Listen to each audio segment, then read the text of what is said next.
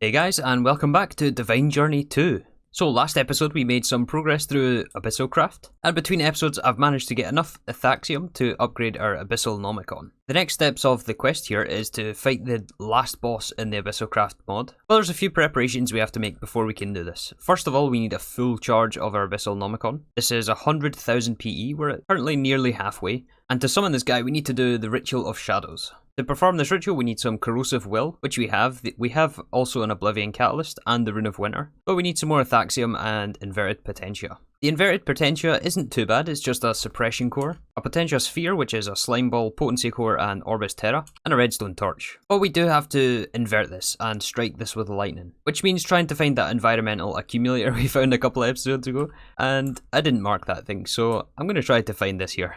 Oh, and I guess we'll need another Scepter of Thunder. To make the scepter though, we're missing Aerogel, and I've been farming this a couple of times a day actually, which probably means we should automate it. I've been trying to hold off to get mystical agriculture, but I think it's just time to bite the bullet and automate this. Yeah, so something like this should work for our Aerogel. This is a modified design found on the Divine Journey 2 Discord, but basically the way this works is we have a block reader detecting the block in this space, and if it is an air block, then it activates this mechanical user, which will place the lava bucket. This should actually be on redstone on. That could have been dangerous, yeah. If this mechanical user places the lava while there's still aerogel, this can cause a game crash, which is why we have to add some extra logic in here. But if it detects an air block, then it will send a redstone pulse via this redstone writer and activate the user. And then we have a world block importer, importing into a locked drawer. And then from the drawer we can input to an ender chest. So yeah, as long as we're supplying lava to this thing, then this is just going to keep producing us free aerogel. And the other ender chest we have to connect to some sort of drawer network in our system here. I guess we can just put it on this wall. So yeah, hopefully this means no more trips back to the Aether for Aerogel again. So there is our Scepter of Thunder again.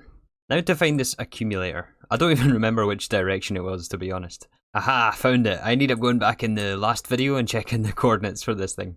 So we can use our scepter and throw on our Inverted Potentia. So our book still has a little ways to go before it's fully charged, but we still do need to get the Ithaxium. And rather than using the life crystals like we were using last episode, apparently you can get it from these gatekeepers. Oh yeah, this is much easier than using the life crystals like we were last episode. Alright, so our book has finally been charged, it's at full capacity of PE. To find this boss, apparently we have to jump in the void here in Omethal. So I hope I read the quest book right, but here goes nothing I guess. Oh yeah, so now we're in the Dark Realm. So we have to perform our ritual here, so we need to set up our ritual pedestals and avoid these shadow monsters. And yeah, be careful where you're placing these things. Mining this takes ages with this. I probably should have enchanted it. Alright, is this the right configuration? Seems to be. So we need Rune of Winter, Block of Ithaxium, 4 Corrosive Will, Inverted Potentia, and the Oblivion Catalyst. Oh, there he is. Oh, it's just a sword.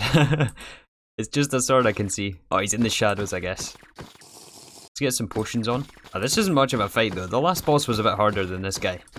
Unless there's maybe a phase 2 to this. Oh, well, that's it. That was a bit anticlimactic. He spawns a bunch of creatures here, but... yeah, and there's our quest.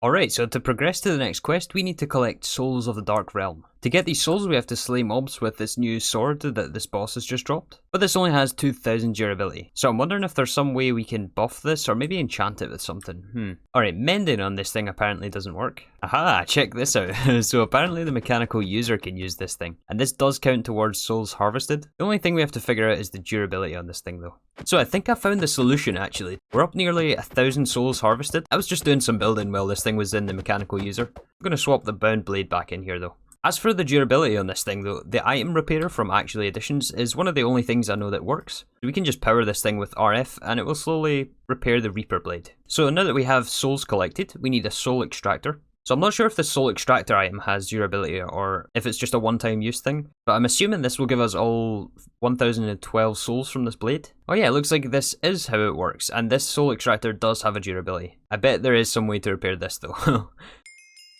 And there's our quest. Alright, so this is where the fun begins in Botania. We now have access to the Terrestrial Agglomeration plate. This is another crafting mechanic in Botania, where we have to supply mana, so we're going to have to buff our mana supply pretty soon here. We also have access to sparks, which is something I mentioned in the last episode. This is why we set up methane. It takes 4 methane for every spark. Let's just double check our methane supply right now. We're at 0. Why are we at 0 methane? Oh, we do have methane. We have over a stack here. It's just that we're missing the storage bus on this drawer network. Yeah, now we can see our methane. We're up to 90, which is not too bad to start with. So we'll make a couple of sparks to unlock the next quests. Alright, so the agglomeration plate recipe is actually quite expensive here.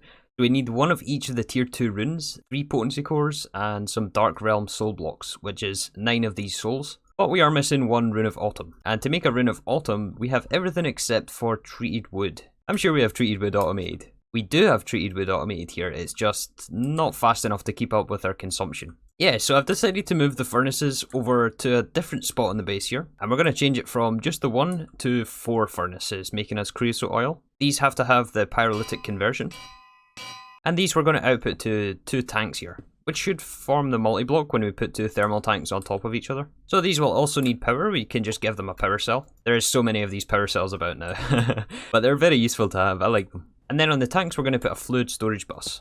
So the fluid storage bus will allow the applied energistics network to extract from this tank, which means that over here where we have our fluid transposer, which transposes creosote oil into the dark oak planks to make treated wood, we can put a fluid interface here and request creosote oil.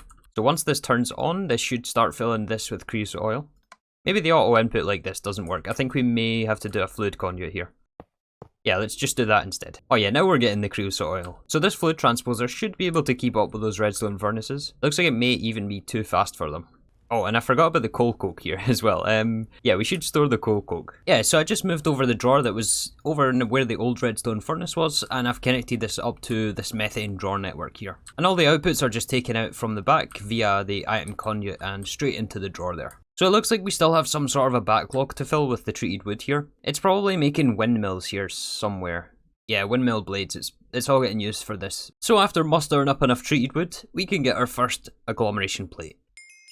Alright, so the next major goal here is to upgrade our mana generation. And to do that, I would like to use TNT. This Entropynium from Botania will take TNT explosions and generate large amounts of mana. To make this Entropynium though, there's a few more things we have to do.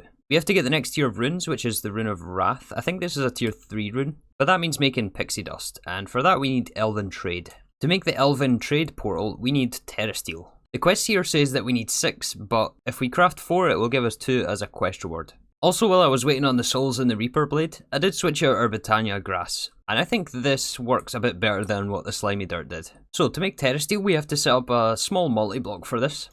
We need 5 living rock and 4 lapis blocks, and then we can put our agglomeration plate on the top. We have to supply a mana diamond, mana steel, and a mana pearl. And I think it's half a mana pool for each Terrasteel, which is super expensive for us at this point. But yeah, as you can see we are crafting here. But to speed it up a bit, we can use our sparks here. We just have to put 1 on the mana pool and 1 on the agglomeration plate. And there's our first piece of Terrasteel. Alright, so now we just have to make 4 more of these things. And we'll claim our 2 free ingots. So now we're going to want to make our Elven Portal. So to do that we need 2 Natura pylons. Let's see what the recipe is like here. Oh, okay, that's a lot of mana diamonds. Crystallized mana. Yeah, we're just missing the blocks of mana diamonds though. Alright, so 2 mana pylons, which we have to upgrade into Natura pylons. This will take some Terrasteel nuggets. I'm assuming the quest accounted for this though. We also need glimmering leavenwood, which is part of the multi-block structure, but we also need 2 for every Natura pylon. So we need 7 of these in total. And there's our 2 Natura pylons. Actually, we need more than 7. It takes 4 for the gateway core as well. We need 1 of these cores. Yeah, this is using a lot of Sanctus here. I'm glad we automated this Aerogel. But there is our gateway core. And the quest. So this gateway portal is a 3x3 multi-block. We need the gateway core at the bottom, some leavenwood round the sides, and then in the middle we need the glimmering leavenwood. I believe if we place 2 mana pools here, actually let's move these back a block. So now we have to ignite our portal here, and to do that we need to supply this with some mana. It is quite a high initial cost, but it does not consume any mana while it's running. However, it will charge you for throwing items through the portal and trading with the elves. Alright, so it's now been some time later. I've set up a mana pool here just to bounce the mana around, just to try and fill these pools enough. I think we need a quarter of a mana pool to open this portal. I've also set up the start of what's going to be automation for the trades with the elves. And we'll go over this once we are able to light the portal. So since we have to wait on these mana pools building up, let's check out some of the other things we have to do in this quest chapter. And there is this quartz thing that caught my eye. So look at all the different versions of quartz we have to make here. So this chain starts with regular nether quartz, which we mana infuse into mana quartz. Then we have to fluid transpose with fire water to give blaze quartz. Alloy smelt with virtus, which is a blood magic essence, to give red quartz. Fluid transposer again with liquid sunshine, which comes from the vat. This gives us sunny quartz, but it doesn't stop there. Then we have to make elven quartz with Terrasteel through the elven trade. And then I think the last step is to alloy smelt with allium to give us lavender quartz. So obviously we can't automate the mana infusion just yet, but there is some other automations we have to set up, and the first one is fire water. So to make fire water we need 2 vats. I'm not sure this is the best place to put this, but it doesn't really matter, we can move things around with applied energistics. So for these vats we're going to need a water supply for the first one, and we'll just fluid conduit into the back of this vat. And this vat is also going to take sugar and seeds. So once this fills up with both items, this should provide us with hooch. The hooch we then have to combine in the second vat with blaze powder and redstone, and this will give us our fire quartz. And this vat seems kind of slow. I'm not sure if this will be fast enough for us. I mean, it's only 200 millibuckets per piece of quartz, and since this is a passive machine, it should do the trick. But the fire water is going to be used for the blaze quartz, but we also have to take it one step further in another vat to make liquid sunshine. And this is, I think, the 4th version of the quartz. So yeah, to round robin, we're going to use ender fluid conduits. So we'll have a fluid tank for the fire water, and then the other vat on top of this. Alright, so the 3rd vat here has to take glowstone and sunflowers. And obviously the glowstone we have automated from the builder in the nether. And the sunflowers should be automated over here. Yeah, we're keeping 2 stacks in stock over here. Let's maybe increase that to 500? 512? Alright, so now we're making 2 steps of the quartz here. We have our liquid sunshine and our fire water. And the sunshine will just output to another buffer tank here. But I think for the moment that is the only automation we can set up without having to do mana infusion. The rest of the quartz ingredients takes elven trade and things that require mana. So speaking of mana, do we have enough mana to open this portal yet? We need a quarter of a mana pool split between these two. Oh yeah, we have loads of mana in this. So to open our trade portal, we have to right click the gateway core with the wand of the forest. And this probably consumed a decent chunk here, yeah. Actually not as much as I was expecting. But this is good, this gives us a decent buffer to work with. And the first thing you always do when you get this portal is throw your book in. Alright, so with this portal we need to do the next quest, which is to get, I think, 1 of each of the items we have to trade for. And this is basically the tier up from the mana infusion. So the elementium takes 2 pieces of mana steel. This I've just encoded in the pattern here on the interface, which goes into a precision dropper, and that will drop it into the center of the portal. And then we've just got a ranged collector here to pick up the output. We still have to filter this though, and then that just goes back into the interface there. And the stuff from the trade, I'm not sure if we'll have to passive or not. We may have to swap it in the future, but for now we'll just do everything via the trade on demand. So we should be able to request elementium. This will throw it in the portal, and then it will be dropped on the floor where we have to set the filter for this thing. And we'll do the same for pixie dust, which is mana pearls, and set the filter. And then dragonstone, which is mana diamonds. Alf glass is mana glass. Dreamwood is, I'm assuming living wood, yeah. And then dream matter is living matter. Alright, so that opens up a whole slew of options for us now. We actually have access to the wireless crafting terminal. And the upgrade for this thing just takes a corporea spark, which is actually quite a lot of dragonstone. We may have to hold off on this just a little bit. But yeah, absolutely, the first thing we want to be doing here is making our Entropynium. So for that we need the Rune of Wrath. Let's put in a recipe for this thing. And the rest of these tier 2 runes, oh well, there's a lot of them here.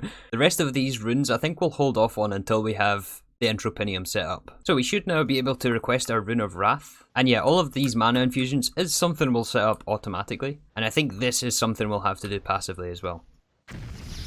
Oh, and I guess we'll have to point our mana spreader back here. Oh, this thing is slow. We've run out of all of our mana basically. So I wonder if it would have been worth investing in some more end of limbs, but since we're so close to this Entropynium, I don't think it's worth it now. Almost there though. Alright, so now we can make our Entropynium, finally. And this should solve our mana issues. And we have mana. Alright, let's turn this off a second. So obviously we don't want this to run all the time, we're going to want to redstone control it somehow. But as you can see here, our Entropynium is full of mana. And in fact for now I think we're going to be bottlenecked by our extraction speed from this thing. Also, yeah, there was a few accidents over here. But this is just a very standard 1.12 TNT duper. So now that we have mana, I would like to also invest in some of these spark augments. This is going to allow us to efficiently transport our mana about, and saves us being bottlenecked by the mana spreaders. And this runic altar will probably get moved as well actually. So we'll have this one as the main input for our mana generation, and then we can point this Entropynium to the mana spreader. Actually, I guess we can only use one like this, can't we? Yeah, we're going to need some more Entropyniums if we want more mana spreaders on the inputs. But we'll definitely want to have our potency and velocity lens. This will speed up the increase of mana transportation between these two. But yeah, if we turn this back on, just to start generating some more mana, let's maybe turn this down a bit. Actually, we have this portable sound muffler, let's use this. So yeah, as I suspected, we are limited by our mana transportation. So I moved our runic altar setup out of the way, and I think we're going to have a few of these runic altars eventually. But after this mana pool, I think this is the one we're going to read from to control our TNT duper here. So now all of the spark augments we need to take a bunch of these runes, and these take quite a while to craft with the setup we have right now. So we'll put in recipes for all those things and get them going just now, and then in the meantime we'll set up our redstone logic for the TNT duper. We are missing some mana steel and mana pearls though. So to set up the logic for this TNT duper, we're going to use integrated dynamics again. We could just use a comparator on this, but it doesn't look quite as clean as if you have it underneath, and you can't put comparators underneath these things. So instead what we'll do is have a redstone reader here, and we want a variable card to get the comparator signal of this. Then we're going to place down our variable store and connect up our logic cable. And then anywhere else connected to this logic cable, we can have a redstone writer. And then we'll put a wireless transmitter connected to this. Then we're going to take our logic programmer. This is the portable version, but there's a placeable version as well. There's no reason not to use the portable one though. Then we're going to make an integer for 14 and place a variable card in here. And then back in the logic programmer, we're going to say greater than. And if the comparator signal is greater than 14, this will give us a boolean, which is true or false. And we want to put this new variable card inside the redstone writer. It's going to tell us that it can't find the variables. That's because we need to put these two variables inside the variable store. So now the redstone writer will say false, and that is because this mana pool is not outputting a redstone signal greater than 14. Actually, you know what? We're going to change it to greater than or equal to. Botania mana pool will output a redstone signal depending on how full it is. So by setting greater than or equal to 14, it's basically going to be 90% full, and then it will emit a redstone signal. So then this transmitter we want to set on a available frequency. We'll pick 20. I don't think the diesel gen uses 20. I hope not anyway. And then up next to this TNT duper, on the timer, the RF tools timer, this is set on 11 ticks delay and pause while redstone is active. And then we also have a 2 tick delay on this repeater. We're going to put our receiver on the other end of this, wrong way, this way, and we'll link it to the same frequency, so it was 20. So assuming all of this is set up correctly, when this mana pool is 90% full, that's going to emit a redstone signal and turn off the timer. It might take a while for us to first get to that point, so let's just manually turn it off for now. Alright, so now that we have mana, and we're working on a way of transporting that mana, I think we should work on some way of automating all of these mana infusion items. So mana steel, mana pearls, mana diamonds, infused string, mana glass, mana powder, and mana quartz. And all of the inputs for these we do already have automated. We tackled these in various different episodes. Alright, so to passive all of these items, I think we're going to use a similar setup to the one we done over here for the atomic reconstructor. Except instead of the atomic reconstructor in the bottom, we can use a mana pool. So there's 7 input items, we're going to start with 7 droppers. And we'll need an interface to supply these items. And we'll want to filter this for each of the different input items. And then from the interface, we're going to run item conduit up to all of these droppers. So now from the interface, we're going to filter each of the precision droppers with limited item filters. So we'll go in order of the interface here. So the first one is hyper diamonds, flux pearl. So much clicking for this. Alright, so that should put one of each item in the precision dropper, once we turn on the extract from this thing.